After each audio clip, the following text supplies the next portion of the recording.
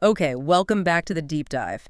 Today we're doing something a little different. Not a book, not a study. No, it's kind of unique. We've got this collection of digital notes. Exactly. Personal jottings, links, bits of technical info, even some financial stuff. It really feels like getting this unfiltered peek into someone's digital life. And that's what makes it so interesting, doesn't it? It's raw.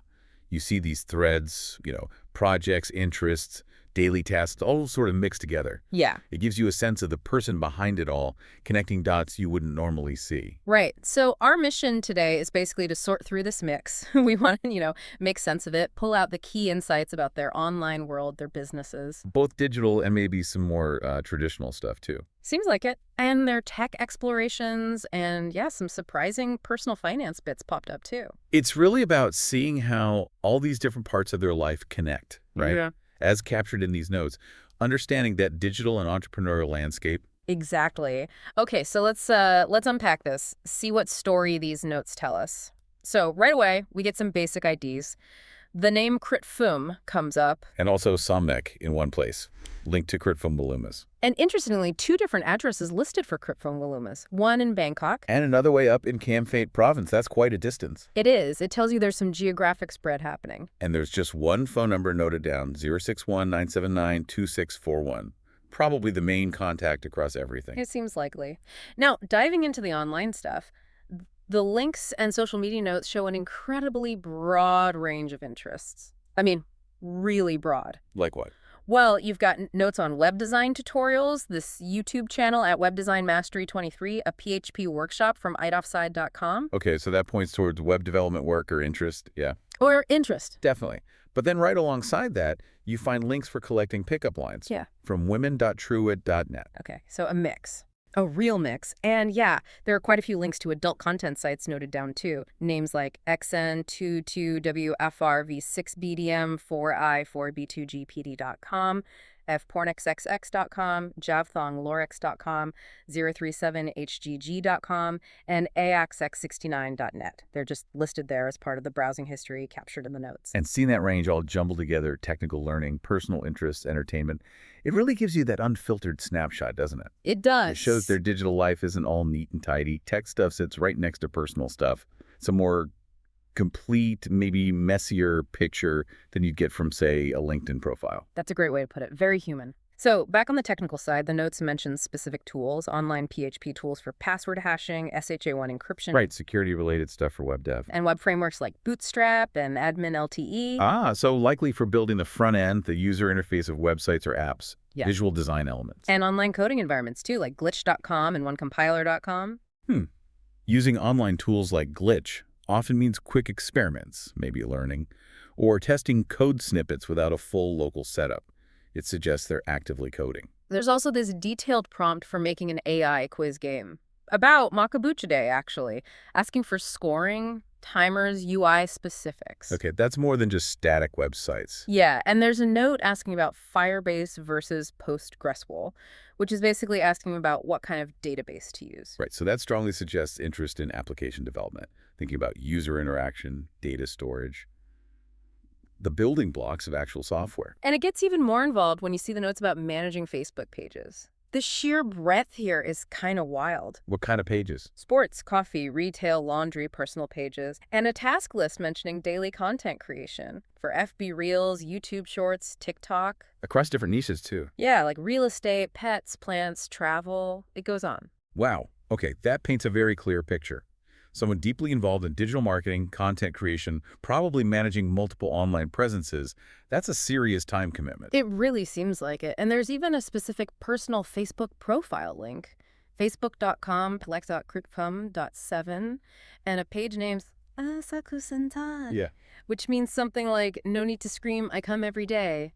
Adds a bit of personality. It does. Okay, so we've seen this wide digital footprint. Let's zoom in on the business side of things online. How are they making money or trying to? And the notes give us some pretty clear examples there. First one that jumps out is this coffee business. It's called Home of One, or Winway Coffee. And the notes have specific products listed. Yep. So black coffee and a 3-in-1 mix. And detailed pricing, like 500 baht for 2 packs of black, $275 for one pack of 3-in-1. Okay. There's even a calculation shown. Total 775 baht minus a 50 baht deduction leaves a balance of 725 baht. Huh. That looks like actual sale tracking, right there in the notes, not just research. Exactly. And contact methods are listed. That same phone number, a line ID at 359X SDLA, and a Facebook page, Winway Coffee Official. So, operational details. And get this, the notes list ingredients and health claims, like marketing points. Mixed with safflower, ginkgo, L-carnitine, chromium, using stevia, non-dairy creamer from rice bran oil.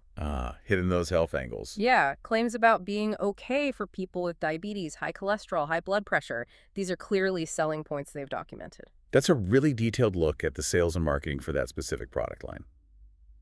Okay, what else? Then there's the Shopee affiliate program stuff, which basically you earn commission promoting Shopee products, right? Right, using special links or codes. The notes have the specifics. Affiliate name Gap Lovizin, affiliate ID 15325890200. The actual referral link and code are there too. What's really interesting there, though, is the level of practical detail, like operational stuff. You mean the password reset note? Yeah, that stood out. It says a password reset is coming August 30th, 2024. And it gives the exact new password format. Username, affiliate ID, password, first 3 capital letters of their email, plus the affiliate ID. That is incredibly specific for personal notes. It shows they're actively managing this account day to day. Definitely. And the notes also mention applying, joining missions, earning extra commission. Examples of social media posts. Yeah, and there's a useful tip noted down about platform flexibility. Linking just one social media account lets you promote anywhere, Facebook, Insta, TikTok, and you still get the commission. That's a key strategy insight for an affiliate marketer, right? Maximize reach, simplify tracking, good practical knowledge. And one last thing in this section, a link to code-d.shy, a site that sells programs. So maybe other income stream? Selling software or scripts they made or bought? Could be. It suggests another angle to their online business activities. Okay, so we've got digital commerce, affiliate marketing, but the notes also touch on more, let's say, traditional finance and local business stuff too. They do, yeah. And this part is pretty specific as well. There's a whole section detailing a Cape-in group called Espernina Estantantantum. Which translates roughly to like a prosperous rotating savings group. Something like that. It's that informal savings system where people pool money and take turns getting the pot. Pretty common in Thailand. And the notes have details. Yeah.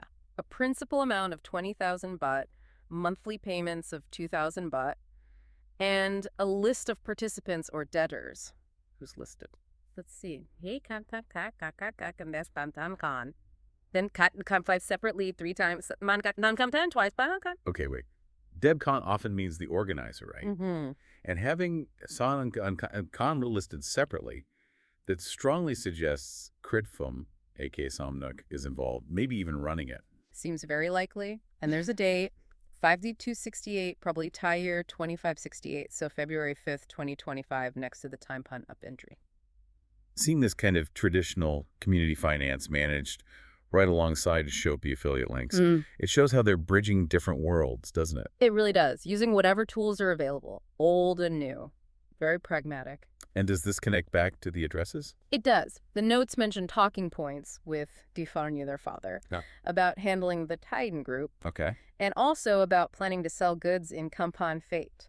Ah, there it is. That links the financial activity directly to potential business in that specific area where the second address was. Yeah. So managing the savings group and planning local sales. Exactly. It connects the dots geographically. And anything else on the finance side? Yeah, one more thing. Notes on gold saving.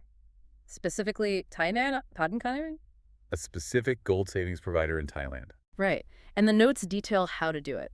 Using the Line app on an iPhone or the Goldie 1W app on an OPPO phone. And it even includes a specific 6-digit PIN, 428953. Wow.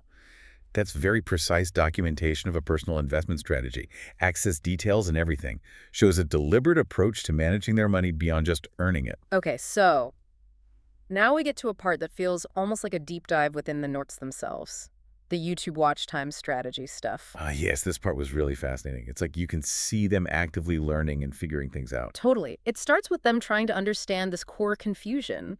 Why the watch time on their YouTube dashboard looks different from the eligible public watch hours needed for monetization. A very common point of confusion for creators. And the notes lay out the explanation really clearly. It's almost like they transcribed it from somewhere. So what's the distinction they noted? Okay, so the dashboard, it counts everything. Public videos, unlisted, private, shorts, even live streams while they're live. Right, the total picture. But the monetization page, the one that counts towards the 4,000 hours you need, that only counts public videos. It specifically excludes shorts watch time. Crucial point. Excludes time from deleted videos or videos changed from public to private unlisted. And importantly, it excludes watch time from live stream replays if they're set to unlisted. That's a lot of specific exclusions. It is. And they used a hypothetical example right from the notes. Videos A, B, C, D, E. Different statuses, different hours, adding up to 4,100 on the dashboard. But for monetization? Only the public ones counted. Videos A and E, which only added up to 1,500 hours towards that 4,000 goal, that difference is huge if you're trying to monetize. Absolutely critical to understand. And what about live streams specifically? The notes explain that too. No viewers during the live, no watch time then. Makes sense. But the replay? Viewers watching the replay do count towards the 4,000 hours, but only if that replay video stays public. Okay. So the status of the replay matters immensely. And they noted conditions, right? Must be public, maybe short lives don't fully count or something. Yeah, exactly, those nuances. So once they seem to understand the rules, the notes shift to strategy, how to actually get more eligible watch time. And the focus there was? Big focus on clickable titles and thumbnails, getting people to actually click and watch. Makes sense. More views, more watch time potential. They use specific tie examples, contrasting a plain title like relaxing instrumental music with a much better one, using emojis and descriptive words. Japanese-style instrumental music, relaxing, stress-relieving. So, using emotional triggers, clear purpose, emojis, standard good practice, but they're clearly noting it down as important. Yeah. And Canva was mentioned for thumbnails? Yep, Canva for creation. And here's a really neat practical hack they saved. How to get back a deleted thumbnail file. Oh. Using a specific YouTube URL structure, you just plug the video ID into mg.youtube.com/vivi.eoid maxres default.jpg. That's a cool little troubleshooting tip to find in personal notes. It really is. Shows they're digging into the practical details. Okay, so they know they need clicks. What about how watch time actually adds up? The notes confirm the basic rule. Total time watched by all viewers combined. The formula is stated simply. Viewers X time per viewer equals total watch time. And they used examples. Yeah, simple ones. One person watches for 1 hour, that's 1 hour of watch time. 100 people watch for 1 hour, that's 100 hours. Basic math, but reinforcing the concept. Okay, so understanding the mechanics, but then came the really strategic part, right? The efficient accumulation idea. Yes. This seemed like the big takeaway from their own internal deep dive.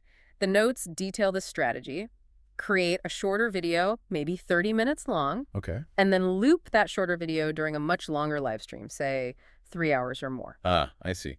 And why is that smart, according to their notes? Couple of reasons. Saves computer resources. You don't need to create and process a massive 3-hour video file beforehand. Especially for things like ambient music or relaxation content, where repetition is fine. Exactly. And crucially, it still counts towards the 4,000 hours, provided the live is public and the replay stays public. Clever. And did they note how to actually do the looping?